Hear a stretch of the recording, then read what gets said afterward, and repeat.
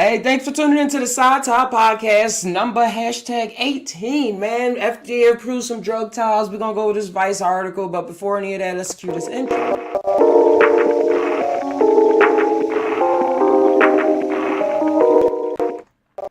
Hey, welcome. Hope y'all having a wonderful morning, evening, night, midnight special, whatever time that this is coming at you. Take this energy now that we all in the same boat. We can start the conversation.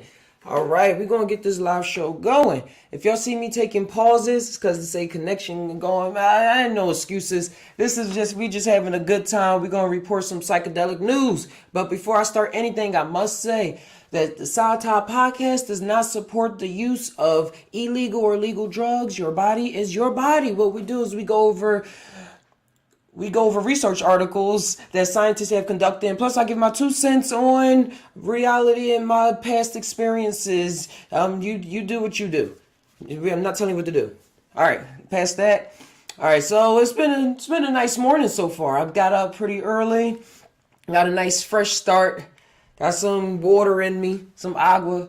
We gotta do. All right, so some nice stretches, some little mouth yoga, just catching y'all up. Just letting y'all know how my mornings be sometimes. But I ran across these cool articles that I want to read and just coming up with a show. Like, the show is not really planned. I'm just going for it. So thanks for tuning in. Check out the Instagram, the YouTube, the past videos. I got a new show called Just Laugh Now, where it's a midnight show where I read the memes and I look at funny videos that y'all send me or that I look up. So check out the Reddit and all that good stuff. Let's hop right into this first thing. Yeah, I like when it just pops up like that. Remember, all these links will be in the description as usual. I think I missed. Oh, yeah, they're going to be in there. Gotta go back. But this is from Newsweek. It's in their health section. It's called FDA approved psychedelic magic mushroom ingredient psilocybin for depression trial by Kashmira Gander. Yeah, it's kind of dated article. It's in August. Yeah, that's a month ago. But it's still relevant. Magic mushrooms grow on a tree, the stock image, yeah. And why I wanted to read this because the FDA is huge. That's like the people, as I said, we all have our own voices. That's why we all have to go out there and speak our truths and all that stuff. We all got to go out there and speak our truths. But the FDA is the truth speaker for, unfortunately or fortunately, is the truth speaker for millions and millions of people. So I'm so excited that somebody up in that agency had the mindset to say, hey, let's change some papers around so we can actually let these scientists do studies so we can see if we can come up with a medicine out of these plant medicines that's been here for thousands of years. We still got to watch out because people still like to do their own derivatives and studies and stuff. But right now, it's just a good time that FDA, somebody's there has a brain to investigate these plant medicines. All right, let's get back in this. All right, the Food and Drug Administration has approved the use of the psychedelic ingredient in magic mushrooms for a drug trial for treatment-resistant depression. The agency gave the green light to Compass Pathways, a life science firm. Oh, Compass Pathways, we gotta look them up. Science firm to perform clinical trials using psilocybin. Occurring naturally in magic mushroom, psilocybin is a hallucinogenic which can cause feelings of euphoria. According to a statement by Compass Pathways, all right, this is the little snippet that you can't get nowhere else. 216 patients with treatment-resistant depression will take part in a phase 2 trial across 12 to 15 research sites in North America and Europe, which will start in the UK later this month. I'm gonna have to find that trial. And I don't really go over these articles until it's live on the air. So we all going over this together. What they gonna do? Researchers will dose participants with psilocybin while they receive psychological support. The firm hopes more countries will join the project as and when respective health bodies approve the psilocybin for clinical trials. Yes, like I said, these scientists, man, they stay. Wait, let me read this last part before I go in. Children in clinical trials. Wait, Tracy Chong told Compass told Newsweek the clinical trial will be the largest ever conducted in psilocybin therapy. Cool. And why I like that. Wait, why was I'm kind of lost. Where was I talking about? Yeah, these scientists are legit. They're not going, what I mean by legit, they ain't going to go out and experiment with anything with illegal drugs, anything Schedule 1, because they don't want to lose their licenses, they respect. And just by the way they build up their mindset, you'll be surprised. I listen to a lot of interviews of scientists, and they won't mess with it. It's like the same with religion and stuff. Like, just some things they just don't do. And even if they have the heart for it or something, their mindset won't let them do it. So it's a cool thing when the FDA is like, here, you can go do this. You can go do this, because it's gonna be a lot of scientists like, yes, let's go. Then they're gonna work with all the other researchers that's been underground doing it, like I hate saying not legit scientists, but y'all know what I mean. The ones that don't have the degrees, but whatever.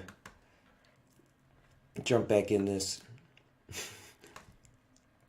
I didn't know this article was this long. I thought it was shorter. If our studies are successful, we could apply for marketing authorization in 2 to 3 years, she said, describing depression as a huge unmet need for 300 million patients worldwide. 100 million of these have treatment-resistant depression and don't respond to existing treatments. That's the same we were seeing with the autism and the social anxiety. When I was reading over those articles, we were seeing that there's no real effective treatment so far. And the treatments that they was doing with that MDA trial with the autistic adults is really coming out with effective results, so much that they want to do more trials. And hopefully, and it's going to be the same with psilocybin. I guarantee it. Because there's a lot of people depressed out here. That's why we out here. If y'all have anything that y'all want me to talk about on air, that y'all would have something personal that y'all feeling at the moment, let me know. Hit me up, JUSt TAi, justtaiNow@gmail.com, or any way you can find me, Instagram, whatever. We all a big family. We all family here. All right. The approval comes amid what is known as the psychedelic renaissance. Yep. Growing evidence suggests psychedelic substances such as psilocybin, LSD, MDA, ayahuasca, and peyote ibogaine could be used to treat mental illness such as depression, anxiety, and post-traumatic stress disorder in a controlled medical setting. But I have an article y'all going to like next that's going to challenge that controlled medical setting. But that is real though. Researchers are also exploring the use of ketamine, which is an anesthetic rather than an hallucinogen. Check out PSY TAi podcast episode. Which one are we on? Wow, we're moving straight through. But the one right before this one, it was about ketamine. It was about ketamine. This guy that was about to kill himself, gave up his dog and everything. He was already like 60, 70 years old. Still, with that ketamine. A 2017 study published in Scientific Report showed depression patients who took psilocybin. Nope, disconnected. Let's wait. Let's see what happens. Oh, connection successful. Cool. All right. Who took psilocybin in a controlled clinical setting saw their symptoms ease weeks after treatment. The team at Imperial College London, UK, believed the compound resets participants' brain circuits. However, they acknowledge the trial of 20 people was small and further research is needed. The brain circuit thing, we went over it. We're going to go over all this again. We're just going to keep refreshing as we go. I'm not going to, it's whatever. But brain circuits, we went over neuroplasticity. And neuroplasticity is when the literal neuroconnector pathways in your brain changes up and creates new ways. And for me, to my mind, that means you have new ideas, open to new ideas. A lot of old patterns of thinkings and habitual bad ways of going about life is just reset. It's reset, and they literally could see the change in your brain. It was another one, fMRI scans that they did of people under psilocybin and LSD trips, and they saw how different different parts of the brain were communicating with each other. And then before, it was just little parts just lit up, not all do do do do, but it was like just flushed. Check out that PSY TAi. We really went in depth with that. All right. What's going on? I see that add coconut is pure poison. I got that's just because they see people ain't making money, and the big companies losing out on their money. But we gonna stick to the stick to the subject at hand. Yep, this kind of stuff we always go over. Magic mushrooms are not life-threatening unless large amounts or batches are taken, according to the Alcohol and Drug Foundation. But research do not condone the use of drugs. Yeah, the LD50 rate for psilocybin mushrooms, you'll have to eat more than your body weight in mushrooms. You'll throw up way before then. Way before then. Like, people only take 5 grams. You weigh way more than 5 grams. And there's some people out there, shouts to Kundalini Eye, check him out on YouTube. He takes 30 grams. But that is a real out there extravagant, out there kind of person. But overall, nobody's going to die. You're not going to die. Berkeley College of University warned on his website, it's important to keep in mind that the conditions in these studies were strictly controlled and the patients meticulously monitored during treatment, adding these drugs should never be tried outside of medical monitoring. Yeah, but then this PSY TAi podcast wouldn't be here if that was the case. Just tying. Remember, just ties when you combine your mind with your heart. Wait, I gotta do it with this background. It's gonna look hot. When you combine your mind with your heart, keep that circle spinning. You let whatever come out. Just come out. Just let it. Whatever you gotta do, just let it come out, bro. All right, the stream is still going on. Just checking. Yesterday, it split it up into 2. That's why I said it wasn't streamed and it uploaded, but I got a background always recording this. Because YouTube and this internet be funky sometimes. But I got another cool article for y'all. It's a Vice article. It's from Vice. And it's about, yeah, we'll see. We'll all just jump into it together. Thanks for tuning in, as always, to the PSY TAi podcast. If you want to support the stream, check us out on Patreon. I can get a better camera. Have stable internet connection. The works. Production value of the show is always going to improve, but this show is going to be, what is that? Oh, my bad, guys. My shoes was falling. But it can always be improved when we all come together, because that's what I really want this to be, a channel of us, not a channel of me, not a channel of just Captain Naga, but I really want this to be a channel of us. That's why I go live. And I try to be live as much as possible. So if y'all have an input, like right on demand, just write it right in the comments. And I'll be there to say, oh yeah, blah, blah, blah. Just said, yeah. Or just leave it afterwards or check it out. Leave me something. It don't really matter to me. I appreciate it all, is what I'm saying. Getting to the top of this page. All right, this is from Vice. I like the channel Viceland. I gotta check that channel out. But this is a Vice article. It's called "For $1,000, these sitters will save you from a bad trip, a bad acid trip." I just skipped that.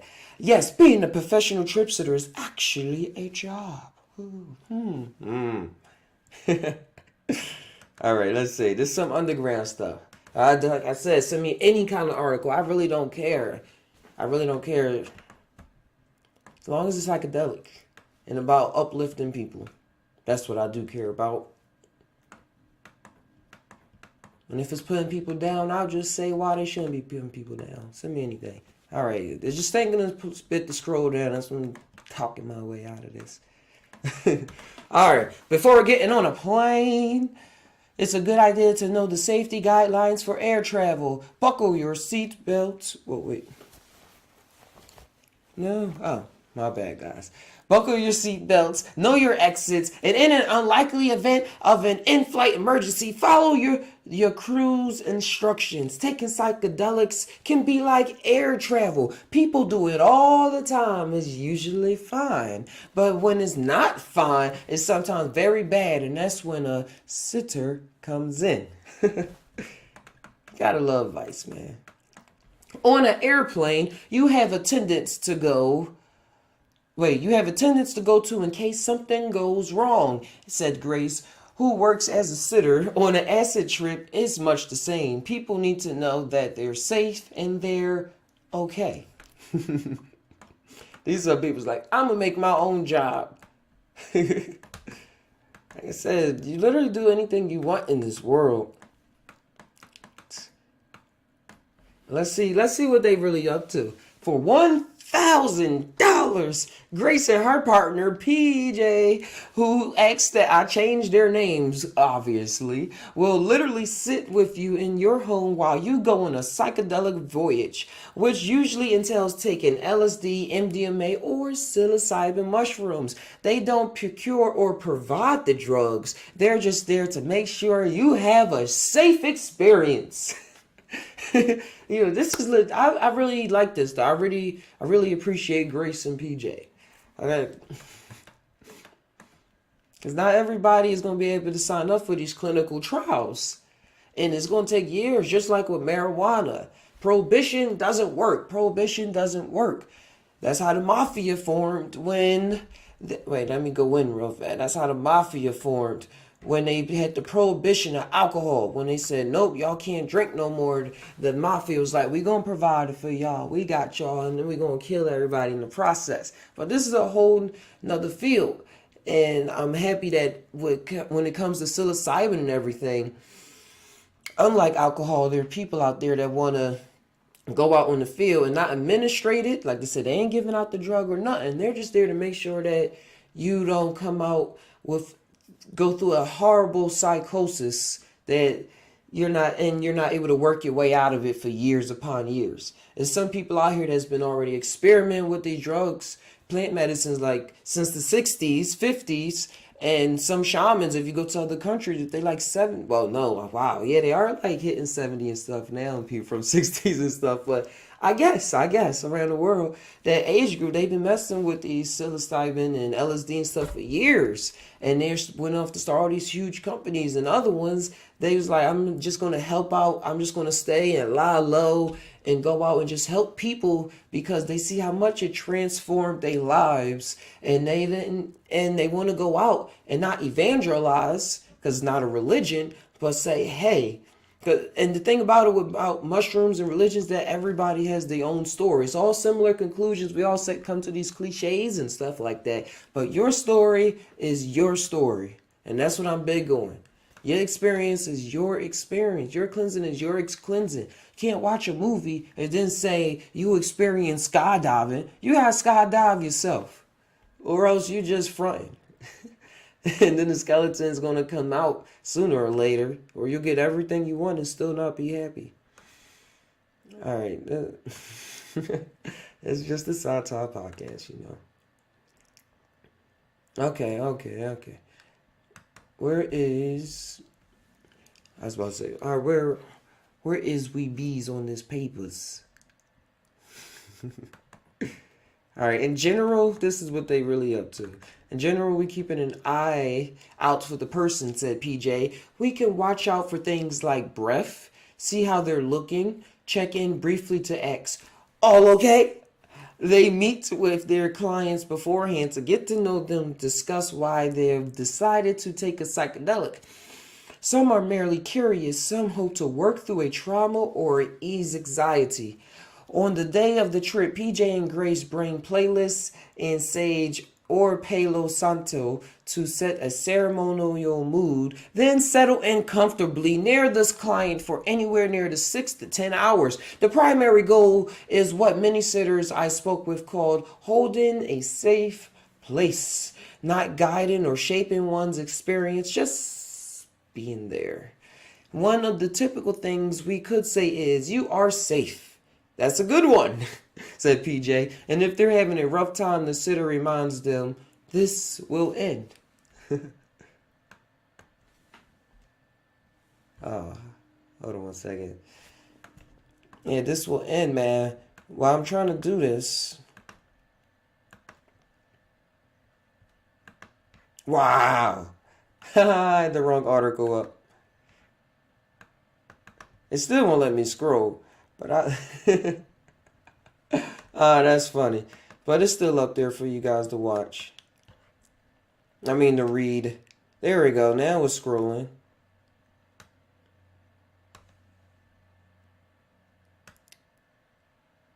I got this interactive screen that pops up, so I can't really see what y'all see on that screen. I could just see my face, but if I hide my face for a second, I can see. Just keeping it funky, keeping it real. But it's more easier for me to have this on my right side. But if this can scroll down for us, we can continue. My experience though with trip sitting, I was so happy that I was there for, I'll talk about this in a bit, but I was so happy that I was there for somebody during their first psychedelic experience. And it was a time. That was a time that it was a magical time. I was glad I was there. I was completely sober and I was just there. We did a lot of walking. I was still new to the game. Like I was like, yeah, I'm the trip sitter extraordinaire and all this stuff. I was just there. I was just there and walking, and I have a trippy mindset. Like I only did LSD before then, like once or twice. So it was still brand new to me, but I was really able to just be there and just be me. And it seemed like being around a trippy person, I was able to be me even more. So it just really settled in. But if I wasn't out there, I don't really know what kind of state of mind she would have went out in. I don't know. It's, people come out, people go through their own trials and tribulations to come out, but then some people still suffer through their trials and tribulations for years. Shout outs to you. You know who I am. No name dropping. Alright, thanks going down. Grace and PJ, let me double check, see this there it is. Grace and PJ are both experienced in taking the drugs and have educated themselves in the protocols university used for hallucinogen research studies, which include inviting the subject to sit or lie down on a comfortable couch with a blanket, dim lighting or eye shades and headphones. The idea being to make the subject feel safe and to encourage an experience of turning inward. Some hand motion. All right.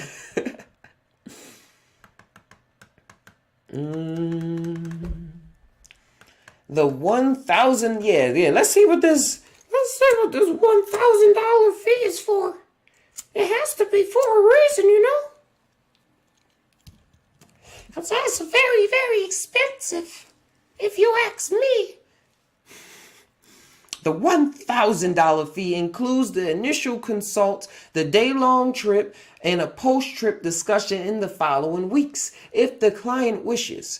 They work on a sliding scale for those who can't afford their services. All right, okay.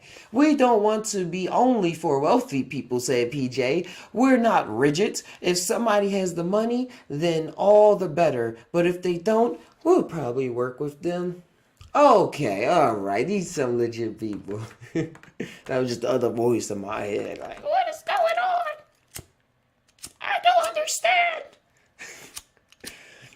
Sitting with someone itself isn't illegal, but due to the somewhat illicit nature of the work, they prefer to protect their identities, and until now, they've gotten most of their clients through word of mouth. Staying underground is partially important. I mean, particularly important, said PJ. But if it were totally important, we wouldn't have a website, he laughed. Oh, check it out. The site is new, a toe dip into wilder advertising of their services with an email address to contact for more information. But remember, if they don't bring the drugs, what can a nigga do?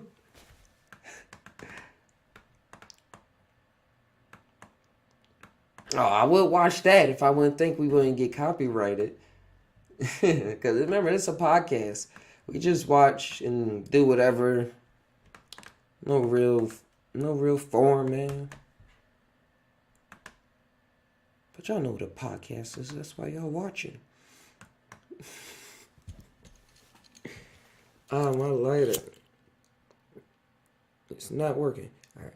Many first-time users of shrooms. Yeah, many first-time users of shrooms, LSD, take the drugs on a lark without much way of expert consultation.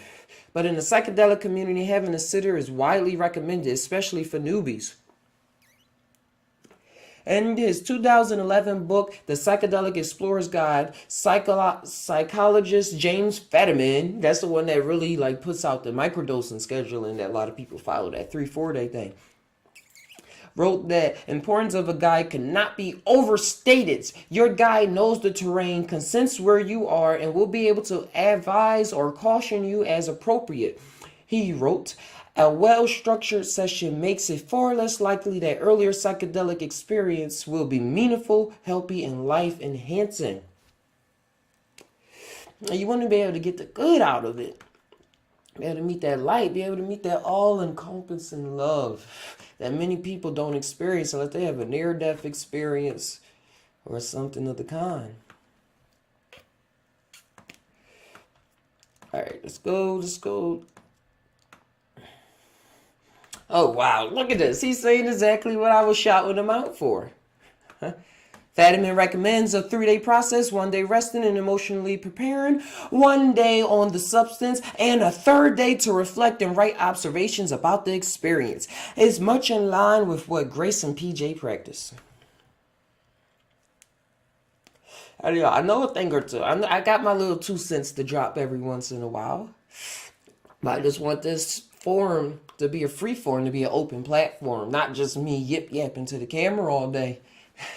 I will do that time to time. I'm going to do it, but whatever, man. Life is a movie. All right, part of their motivation for starting their business was rooted in their own experiences. My first ayahuasca journey, it would have been way nicer if I would have had a personal sitter, said PJ. He had taken the drug in a group ceremonial setting. It was so difficult, and I was too afraid to ask for help, even though I was advised you can ask for help. You can't always just ask for help.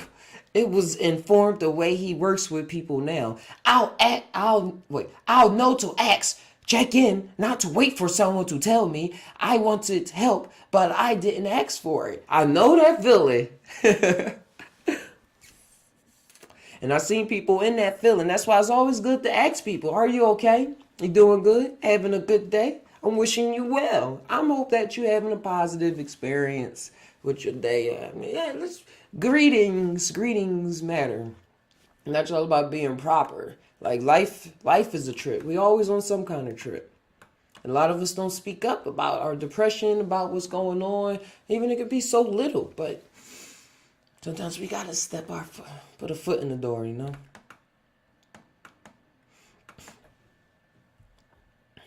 I say you know a lot. All right. The Zendo Project. What is this? Part of the nonprofit MAPS takes the concept to an exponentially larger scale, offering free psychedelic peer support at festivals and events. They train thousands of volunteers and set up shops at places like Burning Man and Lightning in a Bottle. I never heard of that. Remember, I'm all new to this. We have found that if you build it, they will come, said Saragel, MAP's director of harm reduction, adding that festivals like Burning Man are eager to incorporate their services into their safety plans. Shout outs to Psych Substance.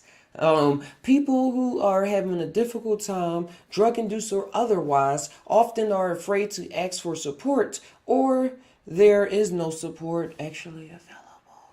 People can often end up unnecessarily restrained or sedated when they could have been de-escalated using the peer support approach. Friendship is magic. Friendship is magic, you know? I have a daughter, My Little Pony.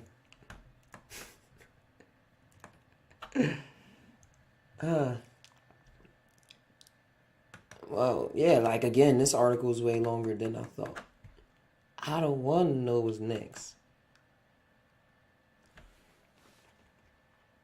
All right, this is just something they talking about the Zendo project, the guidelines and stuff, like offering blankets and water, how to guide. This is all right. This gonna turn into how we can guide somebody through a trip. All right. Let's see. Guide a person's psychedelic experience, even if it's a bad one. Explore distressing issues as they emerge. It advises on the website, but simply being with the person can provide support. Yeah, like don't try to. Yeah, that's something I wanted to have to go through. I couldn't really didn't want to distract the person from what they was thinking, but I wanted them to think through it, to really go through it, or else it's gonna come out at another time. Like that is the time to really dive deep, to really peel back all the layers and see why you are the way you are today, for the good or for the bad. But you gotta explore the shadow, the light, and the dark. And we all learn this on cartoons. I would say school. But no, we don't. We don't learn this. We don't learn none of this in school. We don't. Um, Brittany, a sitter who volunteers with the Zendo Project, has traveled with them to two lightning in a bottle festivals in California. It can get chaotic. You can get a lot of newcomers, she said, as opposed to a festival like Burning Man, where people return every year. A lot of people have never been to a music festival at all. It's their first time taking psychedelics, and that is extremely overwhelming. Still, the experience for her is gratifying. Just being able to sit with someone and allow them to be so vulnerable with you, yet so scared. I'm like, I feel for you. I've been there, you know? uh, um... Once a man asked her, is this really happening? She wasn't quite sure how to answer. I just looked at him and said, does it feel real? I read the Wrinkle in Time book. I got about the third one so I can finally read it. But they kept asking, well, what is real? What is real? And he said, is this real? Is this really happening? Or what is real in the first place? What is real in the first place? All right, people are often hesitant to tell her the drug people are often hesitant to tell her the drug they've taken. She assures them they won't get in trouble. And in some cases, like a person she's encountered who takes Xanax, Molly, and Adderall, the results in a trip to the medical tent. Many festival goers will find their way to Zendo's tent on their own, but volunteers also look out for people in the crowd who might need help who are being disruptive. I heard one of the biggest things there is at festival is sexual harassment. People probably get all in their feelings, not really used to being comfortable in their sexuality, not really used to expressing it. You're like, oh, boobies, oh, butts, yes, yeah. Repeating it, whatever you take. It could be women too, not just men. Or the men going out, you never know. But yeah, we gotta go out and look, man. We gotta speak up. All right, this is brutal. I'm just envisioning them like eyeing, like to imagine the people, how stern people be looking out at concerts and stuff when they be looking for people that's trying to run up on the stage and jump so they can sing their song. Like they probably just look like, who looks more abnormal than the abnormal people already here? Like that's a skill. That means you've been to them rims and you able to know what's real and what's not. Wait, I think that's the wrong one. Hold on. Yep, that's the wrong one. There we go. I'm not gonna play y'all again. All right. I love y'all Tai'ers. But volunteers also look out for people in the crowd. There are times where we do have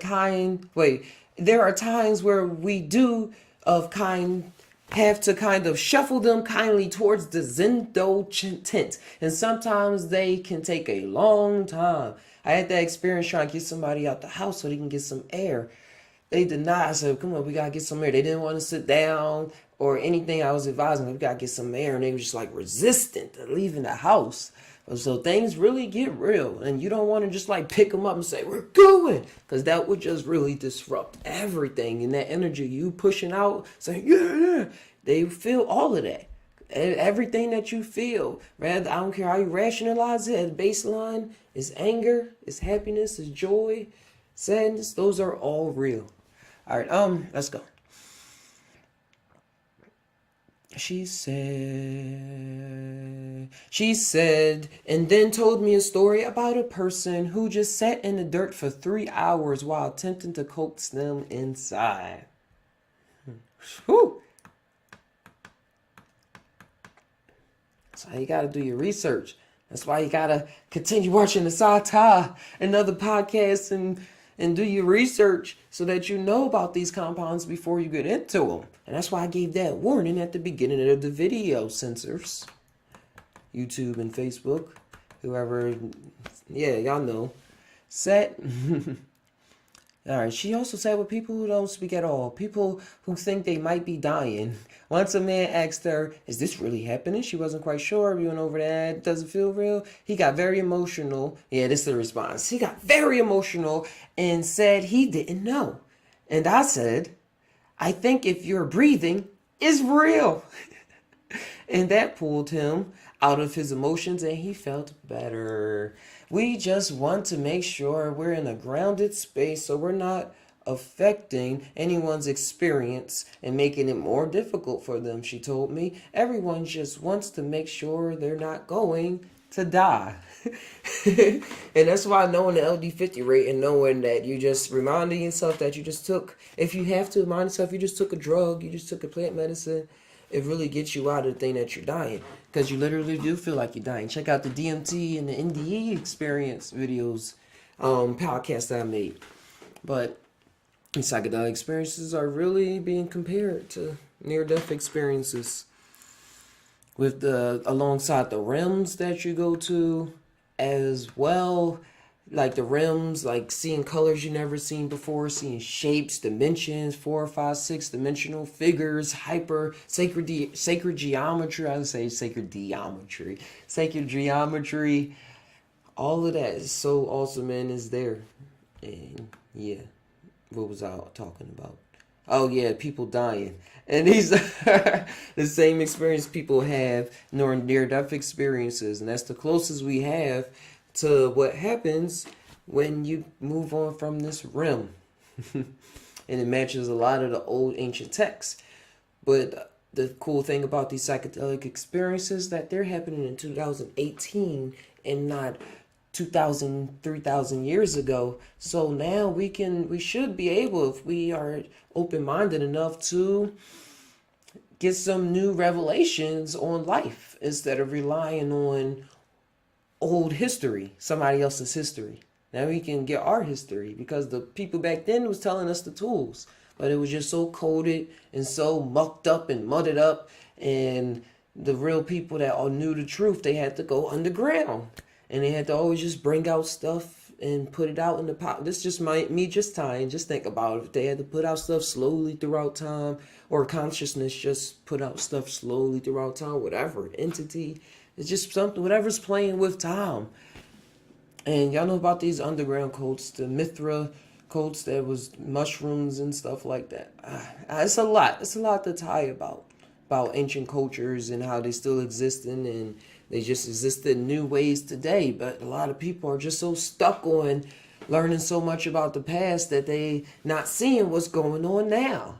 And it's the same thing that was going on back then. It's the same thing.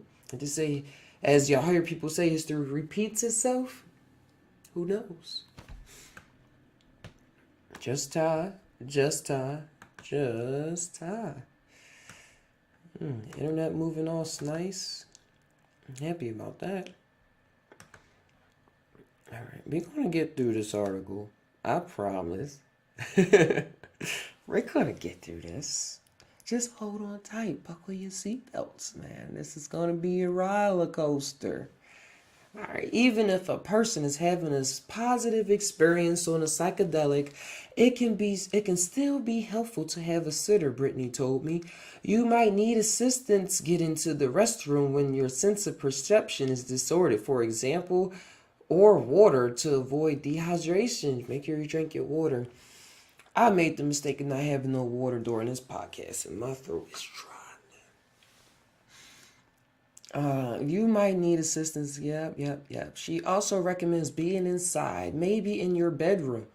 If you're out in nature, that may be wonderful, but a lot of paranoia comes up if someone sees you or if you run into law enforcement. Yes, yes, yes. That's why I love where I'm at. I love where I'm at. I'm in the mountains. I could be where nobody will run into me for a while. But I do have that paranoia when I don't go out too far. Even just regular meditating. It's not really a paranoia, but it seems it's a barrier that I'm supposed to cross so that I won't ever feel that in any part of my life. Dig me? So I don't ever feel that paranoia in any form. It feels as though I have to get over that paranoia of somebody saying, oh, hey, somebody over there meditating. Like if I hear somebody's footsteps sometimes, I'll be meditating on by the water, 15 minutes past, and I'm like, pop up like that, and then see them just walking their dog by. I'm like, oh, if I once I see I can get past that, who knows? Who knows?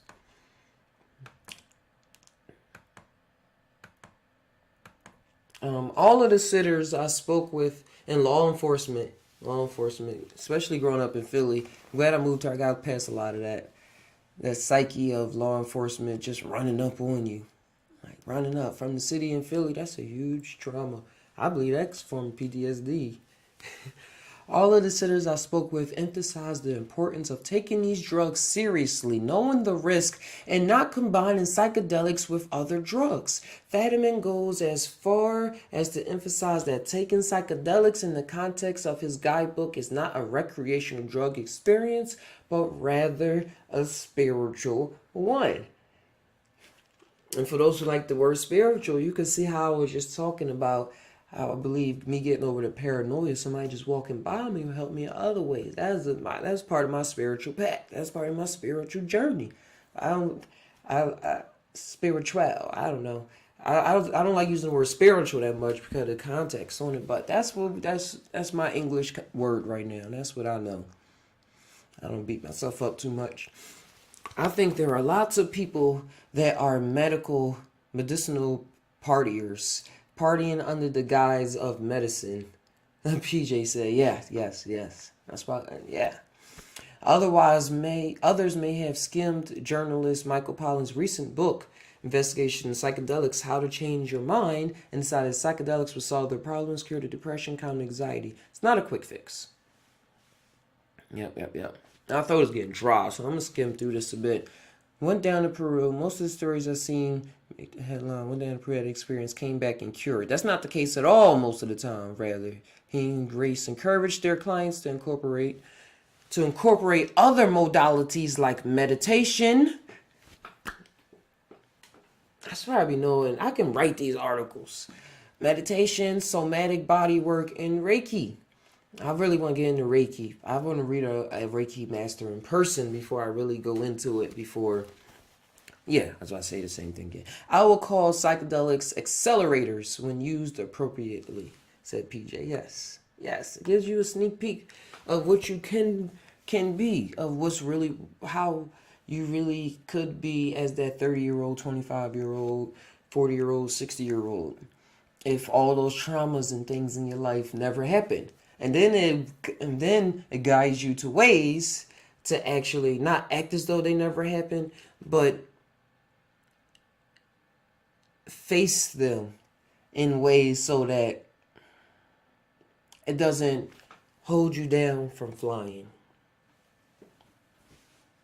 And we were all born to fly, but most of us are caged birds.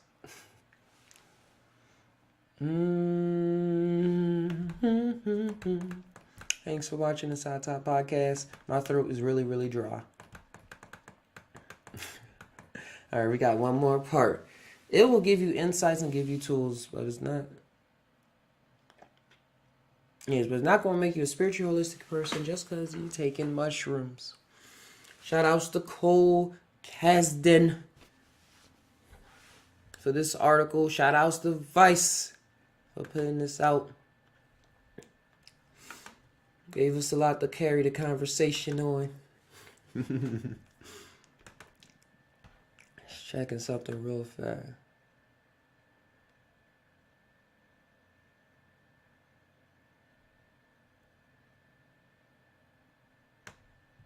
And as we see, I will see if I will upload this version with the extra, yeah, we out, and all of that. But I don't know. But until next time, it's Captain Nog asking y'all, we all Thai. Do we really Thai? Sometimes I don't know, dude. Sometimes I don't know. Till next time, adios.